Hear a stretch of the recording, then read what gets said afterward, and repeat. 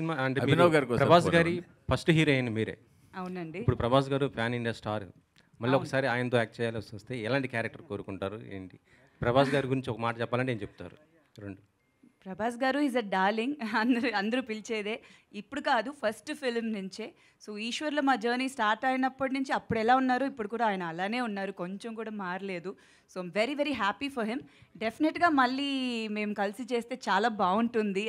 I would love to do anything. అది ఒక మంచి సినిమా ఎట్లాంటి క్యారెక్టర్ డిజైన్ అవుతుందో డెఫినెట్గా చేయాలని. మళ్ళీ ఈశ్వర్ రిలీజ్ అవుతుంది ఆయన బర్త్డేకి. సో ఐమ్ వెరీ ఎక్సైటెడ్ దానికి to see Eshwar again on screen. Abhinav garu దాదాపుగా 22 ఇయర్స్. వావ్. 22 ఇయర్స్ తర్వాత కూడా మీరు ఇప్పుడు మళ్ళీ హీరోయిన్గా ఎలా అనిపిస్తుంది మీ ఎక్స్పీరియన్స్? చాలా సంతోషంగా ఉందండి. ఎవరికి సంతోషంగా ఉండదు? చాలా చాలా చాలా సంతోషంగా ఉంది.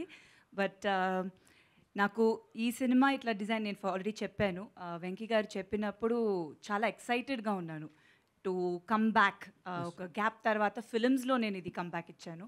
సో మళ్ళీ స్క్రీన్ మీద తెలిసినప్పుడు ఇట్లా ఒక మంచి డిజైన్ చేసి ఇట్లా నాకు క్యారెక్టర్ ఇచ్చిన దానికి I was very happy. So hopefully అది సినిమాలో బాగా పోర్ట్రే అయి ఉంటుంది.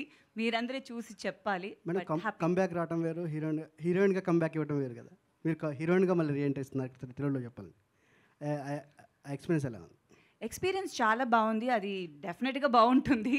అండ్ మా ప్రొడ్యూసర్స్ బేసిక్లీ చాలా చాలా మంచి ప్రొడ్యూసర్స్ అండి. నిజంగా చెప్పాలి, ఇది ఒట్టిగా చెప్పట్లేదు. చాలా మంచి ప్రొడక్షన్, మంచి డైరెక్షన్ టీమ్. సో ఎవ్వరు ఈ సినిమాలో షూటింగ్ చేసినట్టు ప్రతిరోజు ఒక షూటింగ్ స్పాట్కి వెళ్ళినట్టే ఉండదు. చాలా కూల్గా హ్యాపీగా ఒక ఫ్యామిలీ కలిసి ఎట్లా ఎంజాయ్ చేస్తామో మా స్క్రిప్ట్ కూడా అట్లానే. సో త్రూ అవుట్ ఒక ఎంటర్టైన్మెంట్ ఉంటుంది. సో అది నేను చాలా ఎంజాయ్ చేశాను. ఇన్ఫ్యాక్ట్ నేను ఇప్పటివరకు చేసిన క్యారెక్టర్స్కి ఈ సినిమా చాలా డిఫరెంట్గా ఉంటుంది.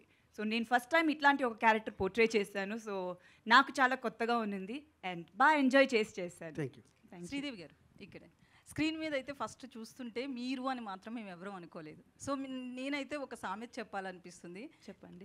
చక్కనమ్మ చిక్కినా అందవే అన్నట్లు ఉన్నారు. సీరియస్లీ చాలా బాగున్నారు. Thank you so అప్పటికంటే much. కూడా బాగున్నారు. సో Thank అంటే you అండి. మీరు బేసికల్లీ సెకండ్ ఇన్నింగ్స్లో నిజంగానే అందరూ అన్నట్లు హీరోయిన్గా రారు. ఫస్ట్ మీరు హీరోయిన్ అనగానే మీరు ఎలా ఫీల్ అయ్యారు అసలు?